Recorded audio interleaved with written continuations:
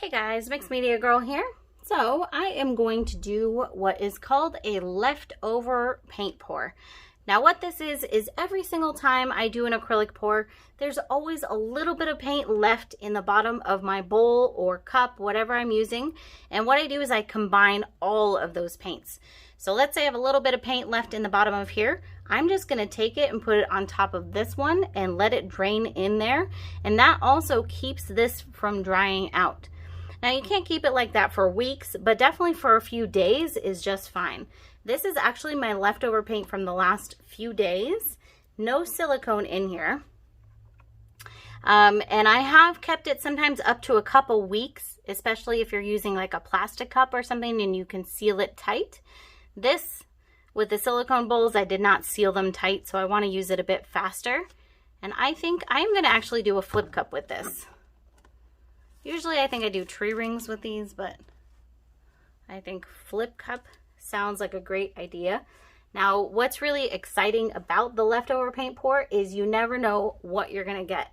In here, I can honestly tell you there's at least 20 different colors. Orange, yellow, pink, red, blue, green, purple, of course white and black. Rose gold, there's silver, teal, every color in here. I've used so many colors the last couple days. So it's going to be pretty exciting. Go ahead, pull up. So now even this, I will go ahead and take my next bowl of paint and I'll merge it with that.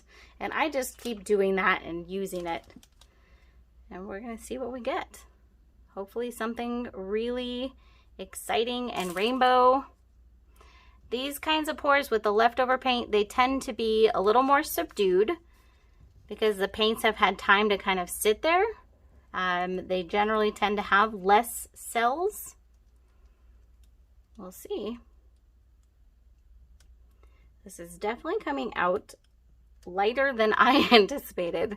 Now there are a lot of metallics in here, so I really hope that we get some fun cells or something popping through. That's a really big air bubble in the middle there. I'm going to go ahead and let this sit for a little while. I think I will torch this. Why not?